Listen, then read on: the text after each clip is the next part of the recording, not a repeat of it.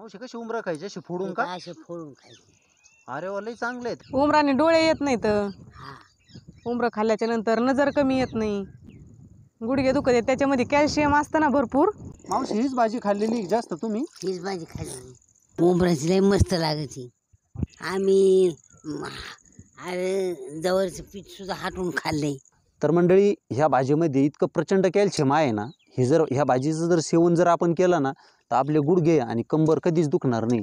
आज हजारो असे पेशंट आहेत दवाखान्यात जे गुडघ्यासाठी कमरासाठी गोळ्या औषधं घेतात. पण हे जर तुम्ही आता तुम्हाला उदाहरण आहे मावशी, आणि तुझी आई पण आहे ना अजून? आहे ना. आणि तुला बहिणी किती आहे आता? 3 जणी. तर मंडळी बघू शकता मावशीची आई पण आहे, म्हणजे जुनं ते सोनं होतं आपल्यासाठी.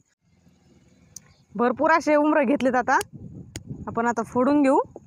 चिरून पण घेतले तरी चालतं तर, पण चिरायला वेळ लागतो आणि निब्बर असतात ना ते कडक, तसे घ्यायचे मस्त. आता लागन हाताला.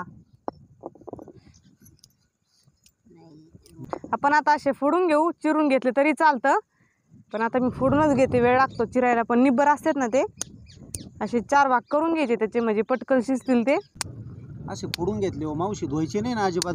आता धुवून नाही घ्यायचे, सगळं आरोग उतारलं पाहिजे त्याच्यात आहे की. उमरं फोडल्याच्या नंतर धुवून नाही घ्यायचे.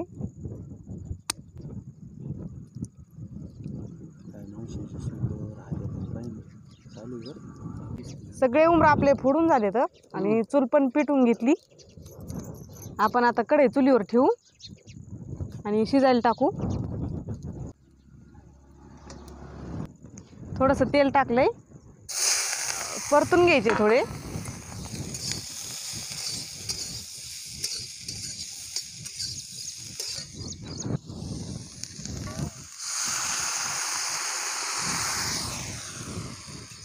उमरं बुडतील एवढंच पाणी टाकायचं आहे, म्हणजे मग तेवढंच पाणी शिजतील चांगले. आता 10-15 मिनटं असे शिजून घ्यायचे. तर उमरं शिजूस तर आपण एक टोमॅटो आणि एक कांदा घेतलाय. आता हे पण चिरून घेऊ. आपण आता उमरं शिजलेत का कसे पाहू. शिजले मावशी? मस्त शिजले, तर सगळं पाणी आटून गेलंय.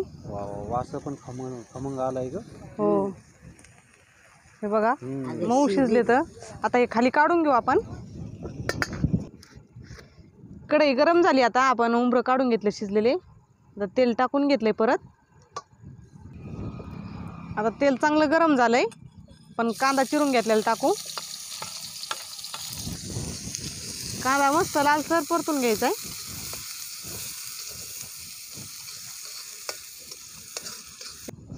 कांदा मस्त परतून झालाय. आता याच्यामध्ये आपण तिखट टाकू, हळद, धना पावडर, आपल्या चवीनुसार तिखट टाकायचं आहे. चांगलं परतून घ्यायचं आहे. आता मसाले मस्त परतले तर ते टोमॅटो चिरून घेतलेलं ते पण टाकू.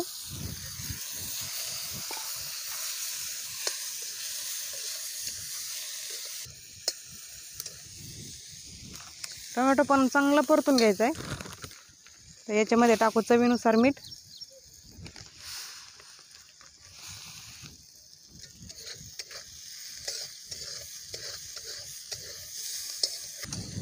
हे उमरं शिजलेले टाकून घेऊ याच्यामध्ये.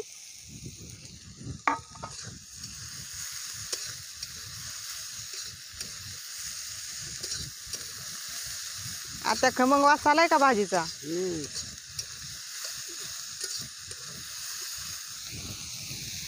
चांगलं परतू घ्यायचंय. आता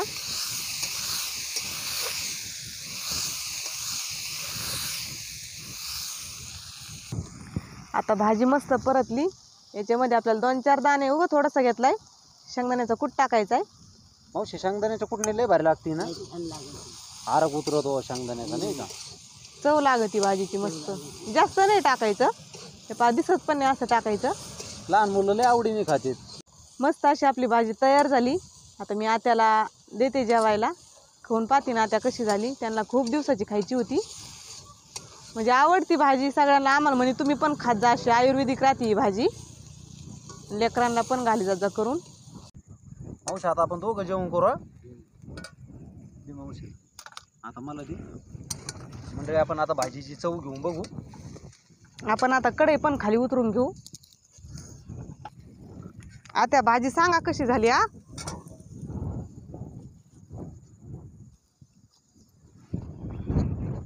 वास तर लयच खमंग सुटलाय. अगं अशी काय छान लागते. छान लागती. आम्ही घेऊ आज चव भाजीची. तुम्ही सांगितली म्हणून आम्ही आज करून पाहिली. छान झाली. लय छान झाली. वास तर लयच गमगम सुटलाय मस्त. मंडळी इतकी छान भाजी झाली ना, तुम्ही आठवणीने जेवायला. खूप म्हणजे खूप सुंदर भाग्यश्री भाजी झाली बरं का. बरं बरं. आणि मंडळी आपल्या व्हिडिओला कमेंट करत जा. तुमच्या एका कमेंटमुळे आम्हाला बरंच प्रोत्साहन भेटतं आणि तुम्ही आपले व्हिडिओ कुठून बघता ते सुद्धा आम्हाला कळतं.